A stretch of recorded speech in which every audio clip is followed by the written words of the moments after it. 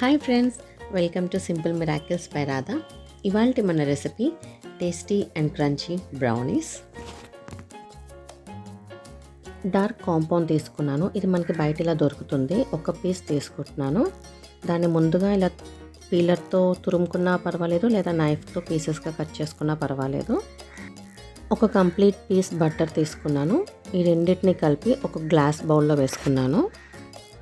ఇప్పుడు ఈ రెండింటిని బాగా మెల్ట్ చేసుకుందాము. అయితే ఇది డైరెక్ట్గా స్టవ్ మీద పెట్టకూడదండి. కిందన ఒక వెజల్లో వాటర్ తీసుకున్నాను. వాటర్ మీద ఈ గ్లాస్ బౌల్ పెట్టి ఇప్పుడు స్టిర్ చేస్తున్నాను. ఇదంతా బాగా మెల్ట్ అయిపోతుంది. ఇలాగ గ్రాడ్యువల్గా మెల్ట్ అయిపోతుంది. కంప్లీట్గా మెల్ట్ అయినంత వరకు స్టవ్ మీదే ఉంచుకుందాము. వాటర్ బౌల్తో మెల్ట్ అయిపోయింది. ఇది రెడీగా పక్కన పెట్టుకుందాము. ఇప్పుడు ఒక ప్లెయిన్ ప్యాన్ తీసుకొని వాల్నట్స్ని పీసెస్గా కట్ చేసుకొని డ్రైగా రోస్ట్ చేసుకుందాము. ఆయిల్ కానీ గీ కానీ బటర్ కానీ ఏమీ వద్దండి. జస్ట్ ఒక 1 minute లైట్గా హీట్ అయితే చాలు. కొంచెం రోస్ట్ చేసుకుందాము. ఇది కూడా పక్కన రెడీగా ఉంచుకుందాము. ఇప్పుడు డో మిక్సింగ్కి ఒక బౌల్ తీసుకున్నాను. ఇందులో మైదా పిండి, మైదాని ఖచ్చితంగా మనం జల్లెడించుకోవాలండి. 1 కప్పు మైదాకి 1 పావు spoon baking soda, 1 spoon baking powder and 3 spoons cocoa powder వేసుకున్నాను. షుగర్ని మిక్సీలో పౌడర్ చేసుకొని షుగర్ పౌడర్ని 1 కప్ వేసుకున్నాను. ఇదంతా లంప్స్ లేకుండా ఇలా జల్లెడించుకున్నాను. జల్లెడించుకున్న పిండిలో 2 eggs వేసుకున్నాను. 1 స్పూన్ చాక్లెట్ ఎసెన్స్ వేసుకున్నాను. ఆ తర్వాత ఇందులో ఒక 1/2 కప్ కండెన్స్డ్ మిల్క్ వేసుకున్నాను. కండెన్స్డ్ మిల్క్ టిన్స్ బయట దొరుకుతాయండి. నేను అది యూజ్ చేశాను. ఇందాక మనం రెడీగా పెట్టుకున్న chocolate and butter syrup, dark compound and butter సిరప్ని మెల్ట్ చేసుకున్నాం కదా, అది కూడా ఇందులో మిక్స్ చేసేసి ఇప్పుడు ఇంగ్రీడియంట్స్ అన్నీ వేసిన తర్వాత స్పాచులాతో బాగా మిక్స్ చేసుకుందాము. మనకి స్పాచులా ప్లాస్టిక్ది బయట దొరుకుతుందండి. బై ఛాన్స్ మీ దగ్గర ఇప్పుడు లేకపోతే చెక్క గరిటెతో కూడా మీరు మిక్స్ చేసుకోవచ్చు. మిక్సింగ్ అంతా అయిపోయిన తర్వాత చోకో చిప్స్ కొంచెం, వాల్నట్స్ కానీ, బాదం పప్పు కానీ, జీడిపప్పు కానీ, ఏదైనా డ్రై ఫ్రూట్ మనం ఇందాక రోస్ట్ చేసి పెట్టుకున్నవి కొంచెం ఇందులో మిక్స్ చేసుకుందాము. ఇదంతా మిక్సింగ్ అయిపోయిన తర్వాత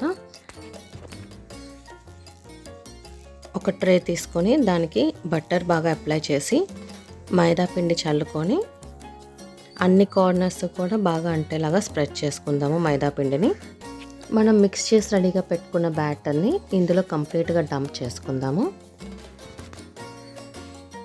మనం రోస్ట్ చేసి పెట్టుకున్న డ్రై ఫ్రూట్స్ని ఇదంతా చల్లుకుందాము కంప్లీట్గా మొత్తం. దీన్ని బాగా ఒక 5 to 10 times ట్యాప్ చేసుకుందాము, ఎయిర్ బబుల్స్ ఏం లేకుండా. ఇప్పుడు బౌల్లో సాల్ట్ని ప్రీహీట్ చేసుకున్నాను. ఒక స్టాండ్ పెట్టుకున్నాను. ఓవెన్ లేనప్పుడు ఇలా వెజల్లో చేసుకోవచ్చండి. గాలి అస్సలు పోకుండా టైట్గా ఉండే లిడ్ని పెట్టుకుందాము. కావాలంటే ఈ లిడ్ పైన ఏదైనా బరువు కూడా పెట్టుకోండి. దీన్ని ఒక 45 minutes నేను సిమ్లో పెట్టాను. ఇప్పుడు 45 minutes తర్వాత చూడండి, చుట్టూరా ఆల్మోస్ట్ కుక్ అయిపోయింది. మధ్యలో కొంచెం ఉంది. ఇంకొక 15 minutes ఉంచుతాము. మధ్య మధ్యలో చెక్ చేసుకుంటూ ఉండండి. ఇదిగోండి, 15 minutes తర్వాత మనకి కంప్లీట్గా బేక్ అయిపోయింది. ఇప్పుడు దీన్ని తీసి బయట చల్లార్చుకుంటున్నాను. ఇంకోండి, బాగా బేక్ అయింది. మనం మన కార్నర్స్ అన్నీ తీసేసుకొని నీట్గా కట్ చేసి రెడీగా పెట్టుకుందాము. బోర్డర్స్ అన్నీ నైఫ్తో కొంచెం ఇలాగా కట్టిగా అయిపోయిన తర్వాత ఒక ప్లేట్ తెచ్చుకొని ట్రేన్ ఉల్టా చేసి అన్ని సైడ్స్ గట్టిగా ట్యాప్ చేసిన తర్వాత షేక్ చేస్తూ వెజల్ని తీస్తే ఇదిగోండి మనది పర్ఫెక్ట్గా బ్రౌనీ బేక్ అయిపోయింది. ఉల్టా చేశాను. ఇది మన కరెక్ట్ ఫ్రంట్ సైడ్. ఇప్పుడు దీన్ని మనకి నచ్చిన సైజ్ అండ్ షేప్లో కట్ చేసుకుందాము. దీన్ని మనం ఎయిర్ టైట్ కంటైనర్లో బయట స్టోర్ చేసుకోవచ్చండి. ఇదిగోండి, ఒక పీస్ తీసి చూపిస్తున్నాను.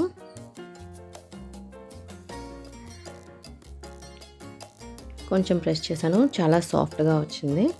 ఈ బ్రౌనీని ఐస్ క్రీమ్తో సిజ్లర్తో ఎలా సర్వ్ చేసుకోవాలో ఇంకో వీడియోలో చేసి చూపిస్తాను. ఈ రెసిపీ మీకు నచ్చిందని అనుకుంటున్నాను. ఈ వీడియో కనుక మీకు నచ్చినట్లయితే లైక్ చేయండి, షేర్ చేయండి అండ్ సబ్స్క్రైబ్ చేయండి. Thanks for watching this video.